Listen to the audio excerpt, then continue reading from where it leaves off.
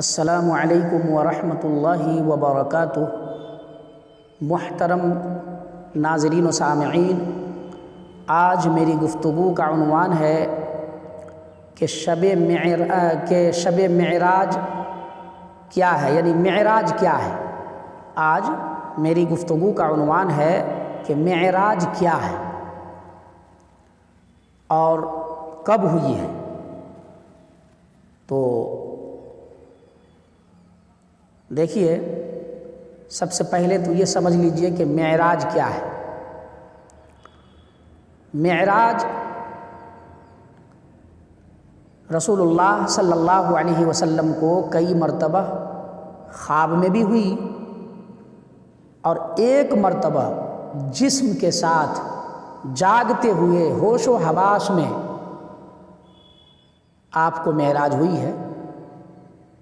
وہ اس طرح کہ رسول اللہ صلی اللہ علیہ وسلم ام ہانی کے گھر تشریف فرما تھے، اپنے ام ہانی کے گھر تشریف فرما تھے۔ تو غالباً آپ کی چچا زاد بہن کا گھر تھا، تو آپ وہاں آرام فرما رہے تھے، سو رہے تھے، رات کا وقت تھا۔ اللہ رب العزت کی یہ مرضی ہوئی کہ ہم اپنے حبیب کو عرش پہ بلا کر ان کو تحفہ دیں،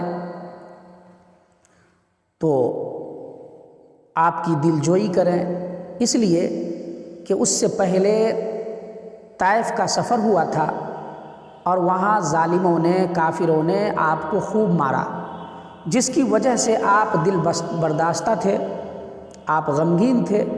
آپ کو خوش کرنے کے لیے، آپ کا دل بہلانے کے لیے اللہ رب العزت نے عرش پہ بلایا، اور وہ اس طرح کہ رسول اللہ صلی اللہ علیہ وسلم بستر پہ لیٹے ہوئے تھے اور حضرت جبرائیل علیہ السلام آئے، آپ کو براق پہ لیے اور سب سے پہلے مسجد حرام، پھر مسجد اقصیٰ، پھر وہاں سے ساتواں آسمان ہوتے ہوئے عرش معلیٰ پہ گئے، اور پھر وہاں سے جہاں تک اللہ رب العزت کو منظور ہوا وہاں تک آپ کو سیر کروایا، پھر واپس مکہ میں لا دیا اپنے گھر میں۔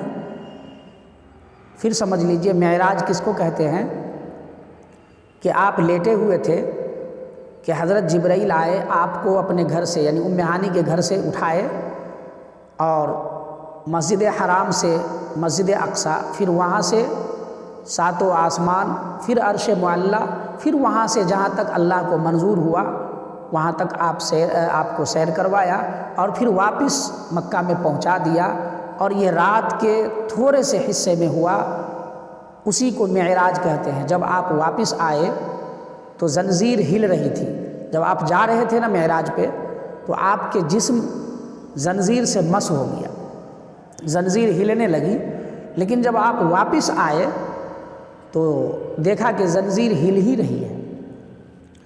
تو میں چاہتا ہوں کہ اس کا نقشہ کھینچوں کہ آپ معراج پہ کیسے گئے۔ تو شاعر کہتا ہے کہ سوئے ہیں وہ بظاہر، دل ان کا جاگتا ہے، تلوے سے ان کی قدسی پیشانی مل رہا ہے۔ آنکھیں کھلی تو پوچھا جبریل کہیے کیا ہے، جبریل بولے آقا خالق بلا رہا ہے۔ اللہ اکبر۔ رسول اللہ صلی اللہ علیہ وسلم ام ہانی کے گھر لیٹے ہوئے تھے، سوئے ہوئے تھے، نیند میں تھے۔ نبی جب سوتا ہے تو آنکھیں سو جاتی ہے لیکن دل ان کا جاگتا رہتا ہے، چنانچہ رسول اللہ صلی اللہ علیہ وسلم کی آنکھ تو سو چکی تھی پر دل جاگ رہا تھا، اللہ کی تسبیح و تحلیل میں تھا دل۔ اتنے میں اللہ کا حکم ہوا جبرائیل علیہ السلام کو کہ آپ جائیں اور میرے حبیب کو لائیں۔ چنانچہ حضرت جبرائیل علیہ السلام جنت سے ایک سواری لیے جو گدھا سے بڑا اور کھچر سے چھوٹا تھا۔ اس سواری کا نام براق تھا، جو بجلی کے رفتار سے بھی زیادہ تیز چلتا تھا۔ اس کا نام براق تھا۔ وہ خوبصورت سواری حضرت جبرائیل علیہ السلام لائے اور ام ہانی کے گھر کے باہر اس سواری کو کھڑا کر دیے اور گئے رسول اللہ صلی اللہ علیہ وسلم کی خدمت میں۔ دیکھا کہ آپ سوئے ہوئے ہیں تو آپ کو تردد ہوا کہ میں کیسے ان کو جگاؤں۔ تو بعض روایت میں آتا ہے کہ حضرت جبرائیل علیہ السلام اپنی پیشانی سے رسول اللہ صلی اللہ علیہ وسلم کے طلبہ کو اور اپنے ہونٹ سے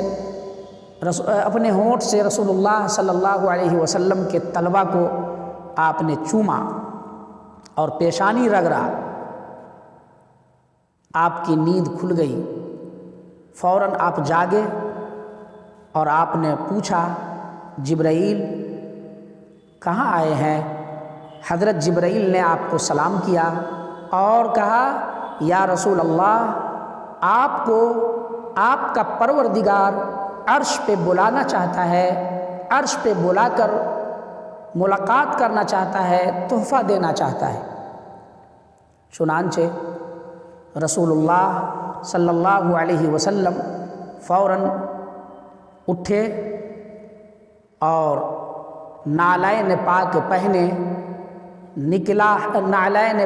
پہنا نکلے حرم سے باہر۔ دیکھا تو فرشتوں کا میلہ لگا ہوا ہے، صلی علی کا نغمہ ہر سمت گونجتا ہے۔ جب آپ نعلین پاک پہنے، یعنی نعلین کہتے ہیں جوتا کو، آپ جوتا پہنے اور حضرت جبرائیل علیہ السلام کے ساتھ آپ گھر سے باہر نکلے اور حضرت جبرائیل علیہ السلام براق کو تھامے اور رسول اللہ صلی اللہ علیہ وسلم اس براق پہ سوار ہوئے۔ ہزاروں لاکھوں فرشتے آپ کے پیچھے پیچھے، ہر طرف صلی علی کا نغمہ گونجتا تھا۔ ہر فرشتے رسول اللہ پہ درود پڑھتے ہوئے نظر آتے اور درود کا آواز، سلام کی آواز گونج رہی تھی فرشتوں کے درمیان۔ وہاں سے آپ نکلے، سب سے پہلے آپ مسجد حرام گئے، یعنی خانہ کعبہ گئے، پھر وہاں سے آپ بیت المقدس یعنی مسجد اقصی تشریف لے گئے جو فلسطین میں ہے۔ وہاں جا کر آپ جب بیت المقدس میں جاتے ہیں تو دیکھتے ہیں کہ پوری کی پوری مسجد کھچا کھچ بھری ہوئی ہے۔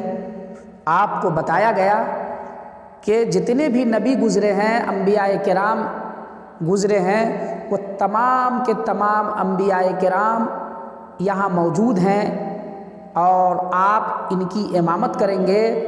آپ کی امامت میں یہ سارے انبیاء 2 رکعت نماز پڑھیں گے۔ اللہ اکبر۔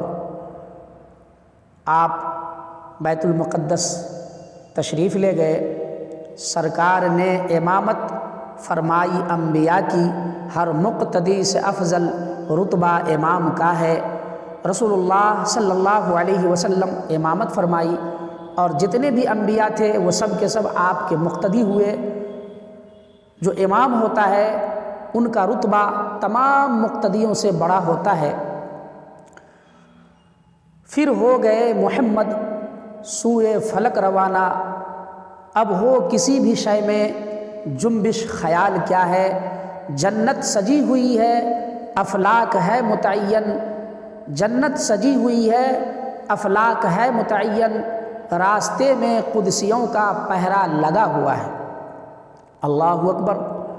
جب آپ بیت المقدس سے نکلے تو آپ پھر براق پہ سوار ہوئے اور سوئے فلک آسمان کی جانب چل دیے، برق رفتاری سے چل دیے۔